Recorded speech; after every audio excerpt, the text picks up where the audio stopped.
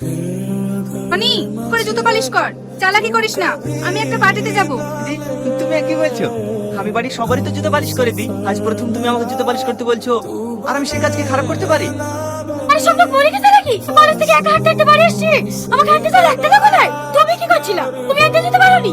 আমি দিদির জুতো পালিশ করছিলাম। তোমার জুতো পালিশটা আগে হলো। তাড়াতাড়ি উপরে আসো, কিছু কাজ বাকি আছে, সেগুলো সারতে হবে।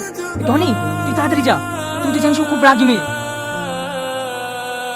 বলো ম্যাম সাহেব, কি করতে হবে? আমি তোমাকে ভালোবাসি, আমি তোমাকে বিয়ে করতে চাই। আমি তোমাকে বলিনি এই বাড়িতে কোনো নিচু কাজ করবে না? কি করব বলো?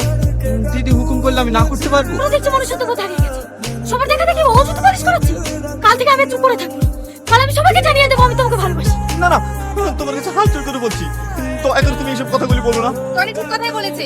তোদের ভালোবাসার কথা যদি বাড়িতে বলিস না, তাহলে সত্যি সত্যি টনিকে বাড়ি থেকে বের করে দেবে।